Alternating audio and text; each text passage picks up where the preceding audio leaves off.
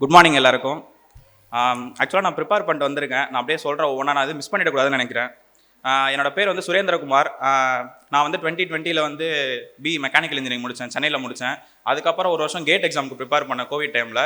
அப்போ என்னென்னா ஒரு வருஷம் ப்ரிப்பேர் பண்ணி செல்ஃபாக ப்ரிப்பேர் பண்ணேன். ஆனால் த்ரூ பண்ணிட்டேன். பட் என்னால் நினச்ச வேலைக்கு போக முடியல. சரி என்ன பண்ணேன், அடுத்து நெக்ஸ்ட் ஸ்டேஜாக என்ன பண்ணலான்னு சொல்லிட்டு ஒரு வேலைக்கு போகிற மாதிரி ஒரு இதை கொண்டு போயிடும் நம்மளை, இதுக்கப்புறம் ஃபினான்ஷியலாக ஸ்டேபிளாக இருக்கணும்னு சொல்லி எல்லாத்தையும் சர்ச் பண்ணேன். எனக்கு பேங்கிங் வந்து பெஸ்ட்டு ப்ரிஃபரன்ஸாக தெரிஞ்சுது. அப்பா அம்மாவுக்கும் அது ரொம்ப ஆசை, என்னை ஒரு கவர்மெண்ட் செக்டரில் கொண்டு போய் பார்க்கணும்னு சொல்லிட்டு அவங்களுக்கு அப்பையிலேருந்தே ஆசை, சின்ன வயசுலேருந்து. என்கிட்ட எங்கள் அப்பா நைனா வந்து அடிக்கடி சொல்லிட்டே இருப்பார், 10,000 ரூபா சம்பளம் வாங்கினாலும் அது அரசு கையிலேருந்து வாங்கணும்டா, அதுதான் அதுன்றதுனால தான் நான் எனக்கு இங்கே கொண்டு வந்து நிறுத்தியிருக்கு எல்லாத்துக்குமே.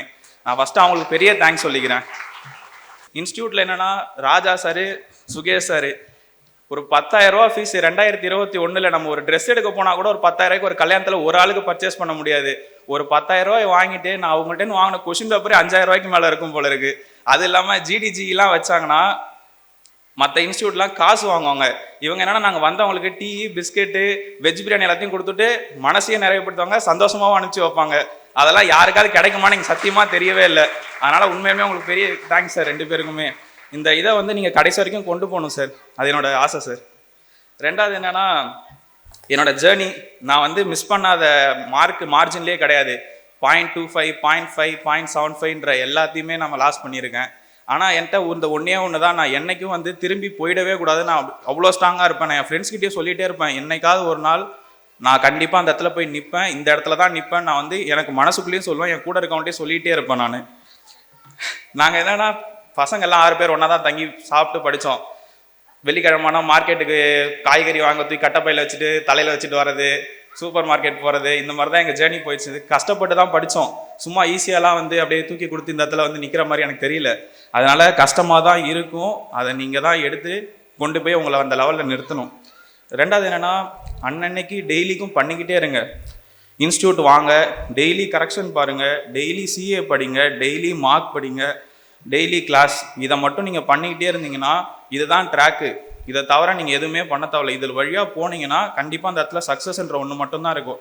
எவ்வளோ தூரத்தில் இருக்குன்றது மட்டும்தானே தவிர அந்த இடத்துல கண்டிப்பாக இருக்குது. நான் எப்படின்னா, ஏதோ ஒரு ஃபங்க்ஷன் போகிறேன், நிறைய இடத்துல போக முடியாது, இருந்தாலும் போயே ஆகணும் அப்படின்னா கூட அங்கே போய் நான் இருந்து, என் ஃப்ரெண்ட்ஸ் ஒரு 10 பேர் போனால் கூட நான் அங்கே போய் உட்காந்து 1 மணி நேரம் செலவு பண்ணி டெஸ்ட்லாம் போட்டிருக்கேன் மண்டபத்தில் உட்காந்து. அந்த அளவுக்கு ஒரு இதுவாக இருந்தேன் நான். அதாவது ஒரு 20லேருந்து 25 வயசு பையன் வந்து வாழ்க்கையில் நிறைய ஆசைகள்லாம் இருக்கும். ஆனால் என்னோட பர்சனல் திங்ஸ் நிறையா லூஸ் பண்ணேன். அது எல்லாருக்குமே இருக்கும். பட் நானும் அதை லூஸ் பண்ணி தான் இந்த இடத்துல வந்து நிற்கிறேன். ஆனால் ஒர்த் டு லூஸ் அப்படின்னு தெரியுது. அன்றைக்கி நான் அதெல்லாம் லூஸ் பண்ணலன்னா இந்த இடத்துக்கு நான் வந்து நின்று பண்ணேன்னு சத்தியமாக தெரில. அதனால் பரவாயில்ல, எனக்கு திருப்பி எல்லாம் கிடச்சிரும்னு நினைக்கிறேன். ரெண்டாவது என்னன்னா, அந்த வீடியோவில் பார்த்துருப்பீங்க எல்லாருமே, அது வந்து சும்மா ஒரு வீடியோக்காக அப்படிலாம் கிடையவே கிடையாது. அது அவ்வளோ உண்மை. நான் என்னென்னா ஸ்டார்டிங்கில் வந்து பிளைண்டாக வந்துட்டு எனக்கு என்ன ஸ்ட்ராட்டஜி ஒன்றுமே தெரியவே இல்லை. ப்ரிலிம்ஸ் ஒன்றுமே கிளியர் ஆகலை. மார்க் பார்த்தீங்கன்னா 100க்கு 15, 20. என்னடா இது, ஒன்றுமே புரியல, தலையும் புரியல, வாலும் புரியலன்ற மாதிரி தான் இருந்தது. நீங்கள் இந்த வீடியோவில் பார்த்துருக்கலாம். அவர் தோனி என்ன பண்ணுவார் அப்படின்னா, ஒரு குரூஷியலான ஸ்டேஜில் குரூஷியலான டிசிஷன் எடுப்பார். அவரோட நோக்கம் எப்படி இருக்குன்னா, ஒரு லாஸ்ட்டாக ஒரு சேஸ் பண்ணி போகிறாங்கன்னு வச்சுக்கோங்களேன், 6 பால் இருக்குது, மினிமம் 2 தான் அடிக்கணும். 3 பால் பவுலர் விட்டுருவாங்க, 6 விட்டுருவாங்க. ஆனால் அவர் மனசில் என்ன இருக்குன்னா, அடுத்த 3 பால் நான் போட வைக்க போகிறேன், அங்கே தான் மேட்சை திருப்புவார் அவர். அதே தான் நான் சொல்கிறேன். 6 பால், 6 exam. RRB clerk, RRB PO எதுவுமே எனக்கு கிடைக்கவே இல்லை. ஆனால் நான் எஸ்பிஐ பிஓ அடுத்த அந்த 2 பாலை நான் எப்படி கொண்டு போய் என் கோலை அச்சீவ் பண்ண போகிறேன், அதை நான் கண்டிப்பாக அந்த வீடியோலேருந்து பார்த்து தான் கற்றுக்கிட்டேன். அந்த இடத்துல ஒரு நாமுத்துக்குமாரோட லைன் ஒன்று சொல்லணும்னு ஆசைப்பட்றேன். வேலை இல்லாதவர்களின் பகலும் நோயாளிகளின் இரவும் நீளமானவை. சரிங்களா? நாளைக்கு நம்மளே இருப்போமா தெரியாது, நம்ம கவலைகள் மட்டும் நம்மளோட இருந்துட போகிறதில்ல. அதனால் டைம் எல்லாத்தையுமே ஹீல் பண்ணும். இன்றைக்கி போட்டு வருத்திக்கிட்டுலாம் கிடக்காதீங்க, காலை எல்லாத்தையும் தானாக அதுவே சரி பண்ணிவிடும். அதை நான் வந்து ஆஸ்பிரன்ஸ்க்கு வந்து ரொம்ப ஆணித்தரமாக சொல்கிறேன் நான். அது அப்புறம் லாயல் ஃப்ரெண்ட்ஸு என்னன்னா, நம்ம என்ன பண்ணுறோன்னே தெரியாது அவங்களுக்கு. ஒரு இடத்துல யோசிப்பானுங்க, மாப்பிள்ளை நீ பண்ணுறா, நான் பார்த்துக்கிறேன், நான் அவன் கூட இருக்கேன்டா அப்படின்னு சொல்லி. இன்ஸ்டியூட் ஆகட்டும், எங்கள் ஏரியா பசங்க ஆகட்டும், எல்லாருமே எனக்கு சப்போர்ட்டாக தான் இருந்தாங்க. இவன் போயிட்டானே, அவனுக்கு கிடச்சிருச்சேன்னு சொல்லி எந்த ஒரு வருத்தமும் பட்டதில்லை. லாஸ்ட்டாக அந்த வீடியோ எடுத்து கொண்டு கூட என் ஃப்ரெண்ட்ஸ் பக்கத்து ரூம் தான் எடுத்து கொடுத்தானுங்க. அவ்வளோ ஒரு சப்போர்ட்டிவாக இருப்பானுங்க என் மேலே. என் ரூம் ஃப்ரெண்ட்ஸ் அங்கே உட்காந்துருக்கானுங்க, கார்த்தி, சுகுமார் எல்லாம் உட்காந்துருக்காங்க. நாங்கள் 6 பேர் இருந்தோம், 3 பேர் நாங்கள் கிளியர் பண்ணி வந்துட்டோம். கண்டிப்பாக என் சார்பாக அடுத்த வருஷம் கண்டிப்பாக அதுலேருந்து ஒருத்தன் வந்து பேசுவான், நான் உங்களை பார்த்துக்கிறேன்டா, கண்டிப்பாக நீங்கள் படிக்கிறது எல்லாமே நான் கண்டிப்பாக பார்த்துக்கிறேன்டா. இன்னொரு லைன் சொல்கிறேன், a good future needs some bad memories. ஒரு நல்ல ஒரு எதிர்காலத்துக்கு மெயினாக இருக்கிறதே வந்து பல கேடுக்கிற தரைக்க நினைவுகள் தான். ஏன்னா எல்லாமே நல்லா நடந்துட்டா நமக்கு அதில் நினைவுகள் எதுவுமே இருக்கவே இருக்காது. நம்ம சாதா ஒரு படம் பார்க்குற மாதிரி தான், 2.5 மணி நேரம் படம் தான். அது போர் அடிக்காமல் இருக்க எவ்வளோ வில்லன், எவ்வளோ லவ், எவ்வளோ காமெடி வருது. நம்மளோட ஆவரேஜ் ஸ்பேன் 70 வருஷம். அப்புறம் இதெல்லாம் நமக்கு ஜாலியாக கொண்டு போகிறதுக்கு 1000 வில்ல வருவோம், 1000 லவ் வரும், எல்லாமே வரும். அப்போ தான் நம்ம வாழ்க்கை வந்து சுவாரஸ்யமாக இருக்கும். இதை வந்து தளபதி அந்த வாய்ஸில் சொல்லியிருக்கணும். நான் சொல்கிறேன் அவருக்கு பதில் உங்களுக்கு. ரெண்டாவது வந்து டோர் ஓப்பனிங் தியரின்னு ஒன்று இருக்குது. ஆக்சுவலாக என்னென்னா, நமக்கு லைஃப்பில் ஏதாவது ஒன்று மிஸ் ஆகி போகுது அப்படின்னா இன்னொரு டோர் நம்ம கண்டிப்பாக ஓப்பன் ஆகிருக்கும். அது எக்ஸாம்னாலும் சரி, ஒரு ஃப்ரெண்ட்ஸ் பீட்ரே பண்ணாங்களாம், எதுனாலும் சரி, ஒன்று இல்லைனா ஒன்று கண்டிப்பாக நமக்கு கிடைக்கும். அது இருக்கிறதுனால மட்டும்தான் நமக்கு இது கிடைக்காம போகுது. என்னோட இதுவும் அப்படி தான். ஆர்ஆர்பி கிளர்க்கு கிடைக்கல, ஆனால் நான் வந்து ஃபீல் பண்ணேன், என்னடா நம்ம கிடைக்காம போயிடுச்சு, சின்ன எக்ஸாம் இதே நம்ம கிடைக்காம போயிடுச்சு. ஆனால் நான் என்னோட முயற்சி என்றைக்குமே நான் கை விடவே இல்லை.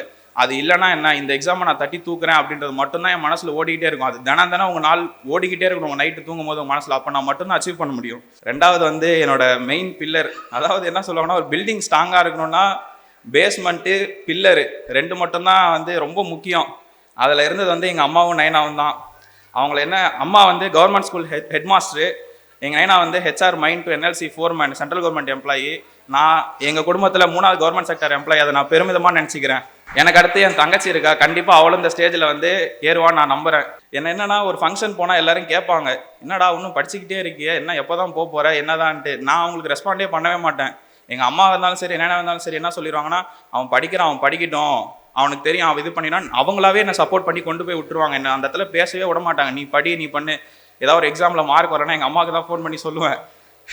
அவங்க தான் வந்து ஃபுல்லாக பட்றா பார்த்துக்கலாம், அது ஒன்றும் அவ்வளோ பெரிய பிரச்சனை இல்லை, படி, கண்டிப்பாக கிடைக்கும், முயற்சி பண்ணால் யாருக்கும் எதுவும் கிடைக்காம இருந்ததா சரித்திரமே கிடையவே கிடையாது அப்படின்னு சொல்லி அவங்க எப்பயுமே மோட்டிவேட் பண்ணிகிட்டே இருந்தாங்க.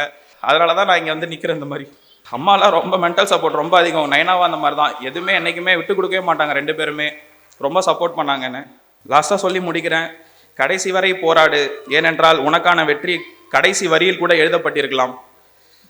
என் தலைவன் எவ்வழியில் அவ்வழியில், வெற்றிக்கு ஆடவும் செய்யாதே, தோல்விக்கு வாடவும் செய்யாதே. எங்கள் அப்பா அம்மா வந்து சுரேந்திரகுமார் அவர்களின் பெற்றோரை மேடைக்கு வருமாறு அன்புடன் அழைக்கிறோம். எனது மகன் சுரேந்திரகுமார் வெற்றிக்கு உறுதுணையாக இருந்த சுரேஷ் IAS அகாடமியின் அவர்களுக்கும் ராஜா சார் அவர்களுக்கும் எனது கோடான கோன்றியை நன்றியை தெரிவித்துக் கொண்டு, அவர் குடும்பமும் எல்லா வல்ல இறைவன் அருளா நீண்ட ஆயுளுடனும் வாழ வேண்டி விடைபெறுகிறேன்.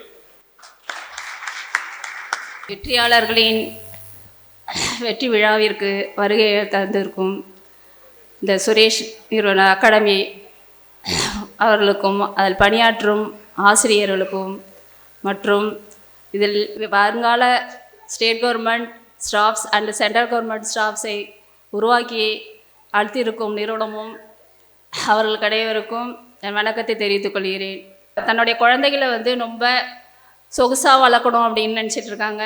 ஏசி ரூமில் இருக்கணும், நம்ம குழந்தைங்க கஷ்டப்படக்கூடாது அப்படின்னு இருக்கக்கூடிய அதாவது ஃபாஸ்ட்டாக போய் கொண்டுட்டு இருக்க இந்த காலத்தில் இந்த சுரேஷ் அகாடமி நிறுவனமானது மாணவர்களை எல்லாரையும் வருங்கால ஒரு வெற்றியாளர்களாக உருவாக்கி தந்து கொண்டு இருக்கிறார்கள். அவர்களுக்கு வந்து மிகவும் நாங்கள் வந்து நன்றி கடன் பட்டு இருக்கிறோம்.